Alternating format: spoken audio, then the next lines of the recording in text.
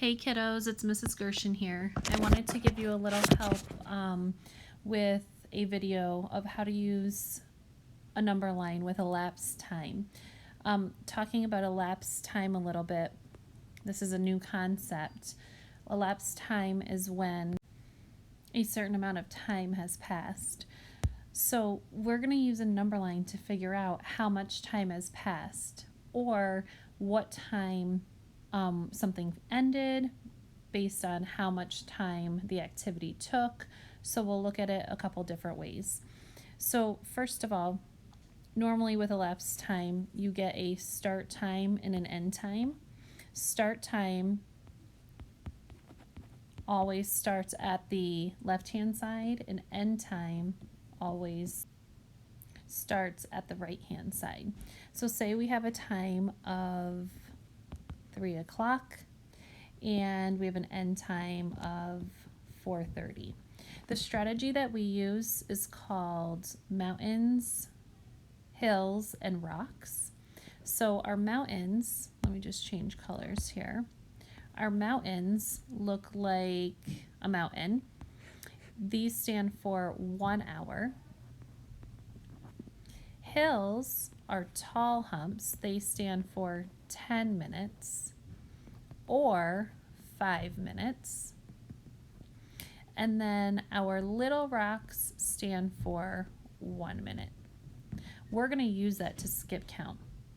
So normally we like to start with hours first, especially if our time is ending with 2 zeros. So we can get as close to 4:30 as possible. So let's go ahead, we're going to draw a mountain to see, okay, from 3 o'clock to the next hour is going to be 4 o'clock. Okay, now I like to try an hour again to see if it goes past our end time or if we can use another hour. So if I went another hour, that would be 5 o'clock. That's too far because my end time is 4:30. So now I can use my either 10 minutes or 5 minutes. I'm going to count by tens because my end time ends in a 0. So I'm going to count 10 minutes. That would be 4:10. Another 10 minutes would be 4:20. And another 10 minutes would be 4:30. Sorry, I forgot to put my hour in here. So if I'm asking for the elapsed time of when an activity started and ended, if it started at 3 and ended at 4:30, how long would that take? I'm going to come here and I'm going to count all of that up. So I have 1 hour and 10, 20, 30 minutes. Now some people can see that from 4 to 4:30 is 30 minutes. So if you are somebody who can see that and you really know your time well, sometimes people will just do that big jump. Let me erase all of this. They'll do the big jump from 4 to 4:30 and they can see that it's 30 minutes. So that's something that you can do too if you're really good with time. Today's question was a little bit different.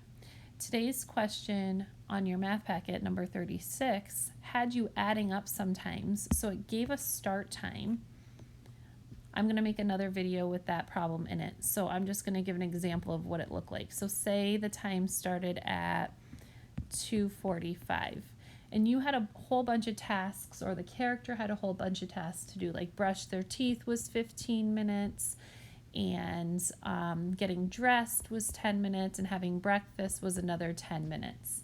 And they wanted to see what time they left the house by if they were starting to get ready at 2:45.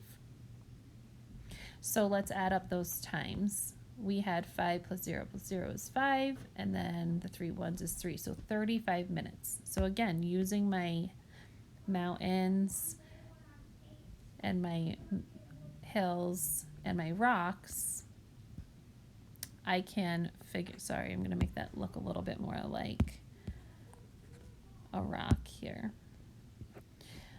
I'm going to use those symbols on my number line to see what time I would have to leave the house by if I needed to get ready.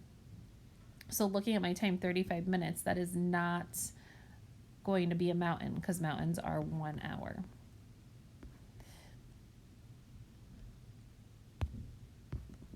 Sorry, 1 hour.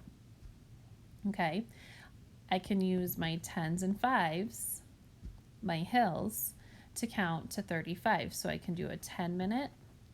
So 10 minutes plus 245 is 255. This is where it gets a little tricky. So now I can do either another 10 minutes, but the hard part is this is going to change to the next hour. We can't write the number 265. The next hour, once I hit 260, that's 3 o'clock. Okay, so we have a choice we can make here. We can do another hill for 5 minutes to get us to 3 o'clock, which is a nice number to work with. So now I have to keep going because I still don't have 35. I only have 15 minutes. So I can do another 10 minutes to get to 310. So there's 25 minutes. And I can do another 10 to get to 35 minutes, which would be 320. So you kind of have to play with it, but you have to remember you can't go over the number 60 when we're talking about time. So if you're passing the 60 mark, you're moving to the next hour because there's 60 minutes in an hour. I'll make another video today with the questions from our math packet. So be watching out for that, and you can look at how to figure out elapsed time with that number 36 today. We'll talk to you soon.